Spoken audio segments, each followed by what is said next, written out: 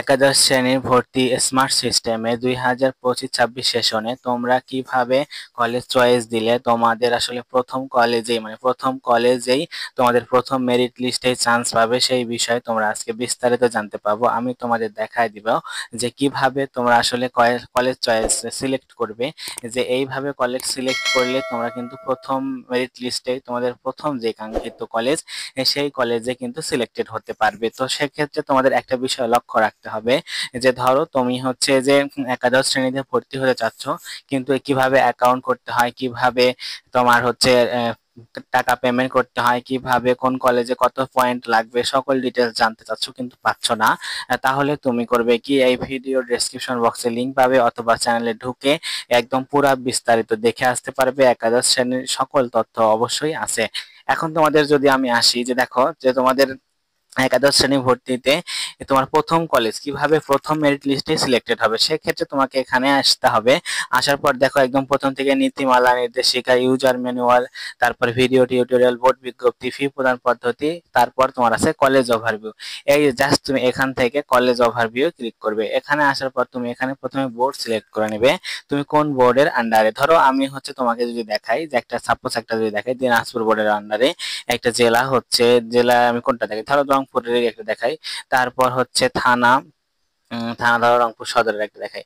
এখন এখানে কথা হচ্ছে, এখানে কিন্তু কথা আছে, সেটা হচ্ছে কি দেখো যে তুমি যেই কলেজে, ধরো তুমি কারমাইকেল কলেজে ভর্তি হতে চাচ্ছ, যে তোমার জিপিএ 5 আছে, মোটামুটি 1200-র মতো, 1200 বা 1200 প্লাসের মতো তোমার নাম্বার আছে, তুমি কি করতে চাচ্ছ কি কারমাইকেল কলেজ ভর্তি হবে। তো এইখানে চয়েস দিতে যাওয়ার সময় অনেকেরই যে সমস্যাটা পড়ে, মানে আমরা সচরাচর যেই ভুলটা করে থাকি সেটা হচ্ছে কি, দেখো কারমাইকেল কলেজে যখন তুমি ভর্তি হবে তখন তোমার কাজ হচ্ছে যে কারমাইকেল কলেজ এখান থেকে খুঁজে বের করতে হবে। দেখো কারমাইকেল কলেজ দিয়ে দিচ্ছি, এখানে তোমার হচ্ছে ডে শিফট দেখাচ্ছে, সায়েন্স বাংলা ভাষণ দেখাচ্ছে, কত সর্বনিম্ন পয়েন্টে আবেদন করতে হবে সেটা তোমরা দেখতে পাবে, এবং কতটি আসন সংখ্যা আছে সেটা দেখতে পাবে, এবং প্রত্যেকটা কলেজেরই কিন্তু এই বিষয়টা তোমরা দেখতে পাবে। তো এখন তোমাদের আমি বলি, ধরো তুমি কারমাইকেল কলেজ দিছো 1 নাম্বার চয়েস দিলে, কারমাইকেল কলেজ তোমার হলো 1 নাম্বার চয়েস। তারপরে তুমি, আমরা সচরাচর যে ভুলগুলা করি সেটা হচ্ছে এই কলেজে আমরা ভর্তি হব, এর থেকে কম রেঞ্জে ধর রংপুর মডেল কলেজ সেটা দিবা, তারপরে দিবা এখন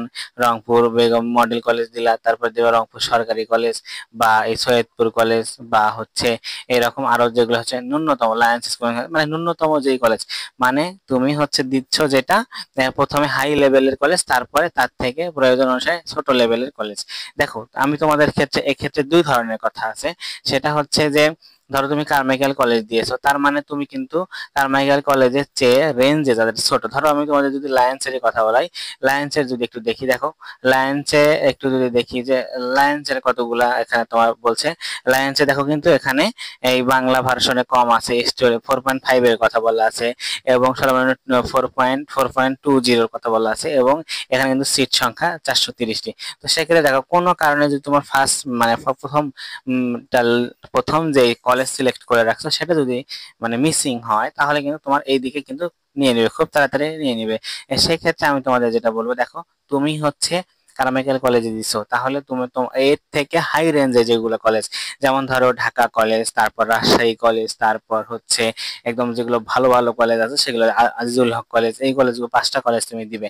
দেওয়ার পর তাহলে কিন্তু তোমার চান্স থাকবে যে প্রথম যে কলেজটা তুমি দিলা কারমাইকেল কলেজ, এখানে কিন্তু আসার অনেক অনেক চান্স থাকবে। এবং যাদের রেজাল্ট খারাপ, ধরো রেজাল্ট খারাপ বলতে মোটামুটি খারাপ, এই যে হচ্ছে 4.50 বা 4 পয়েন্টের ওভারে, তারা কি করবে, তারা প্রথমে তুমি যেই কলেজে ভর্তি হতে চাচ্ছ, ধরো তুমি রংপুর সরকারি কলেজে ভর্তি হতে চাচ্ছ, তাহলে তোমার কি করতে হবে, এখানে যদি দেখাই আমি একটু রংপুর গভ কলেজ, দেখো রংপুর গভ কলেজে কিন্তু বলছে মানে এ প্লাস লাগবে সায়েন্সে ভর্তি হতে।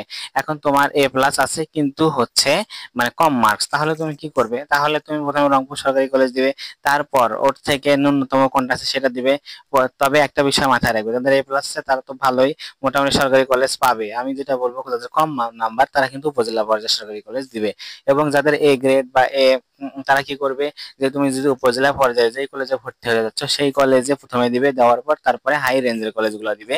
তাহলে তোমার হচ্ছে দেখা গেল যে তোমার 4.33 পাইছো, তুমি হচ্ছে সায়েন্সে পড়তে চাও একটা বেসরকারি কলেজে, তাহলে তুমি কি করবে, পরবর্তীতে এই যেগুলোতে এ প্লাস লাগবে সেই কলেজগুলো দিবে, তাহলে দেখা যাবে যে সেই কলেজগুলো তোমার আসবে না, প্রথম চয়েসে আসবে। এবং যাদের একটু দুর্বল কলেজ, তা মানে দুর্বল একটু যাদের হচ্ছে মার্ক, তারা কি করবে, তারা হচ্ছে তোমাদের মতো করে প্রথমে যেই কলেজে ভর্তি হতে চাচ্ছ সেই কলেজ সম্পর্কে বিস্তারিত জানবে। জানার পর তারপর হচ্ছে কলেজ সিলেক্ট করবে। অর্থাৎ 5টা কলেজ সিলেক্ট করতে হবে, 5টা কলেজই তোমাকে সিলেক্ট করতে হবে এবং যেই কলেজে তুমি পড়বে সেই কলেজ অবশ্যই প্রথম চয়েসে দিবে। এবং একটা বিষয় মাথায় রাখবে, প্রথম কলেজে যেই কলেজে তোমার হচ্ছে চয়েস আসবে সেই চয়েস কিন্তু তুমি হচ্ছে পরবর্তী মাইগ্রেশন হবে না, প্রথম চয়েস কিন্তু মাইগ্রেশন হবে না। তো বিষয়টি সেন্সিটিভ বিষয়, মাথায় রাখবে এবং তারপর পুরো বিস্তারিত জেনে তারপর হচ্ছে আবেদন করবে। এত তাড়াহুড়া করার কোনো দরকার নাই, 11 তারিখ পর্যন্ত সময় আছে। তার পরবর্তীতে যে কোনো আপডেট জানতে অবশ্যই সাবস্ক্রাইব করে পাশে থাকা বেল আইকনটি ক্লিক করে রাখবে। এতক্ষণ সাথে থাকার জন্য ধন্যবাদ।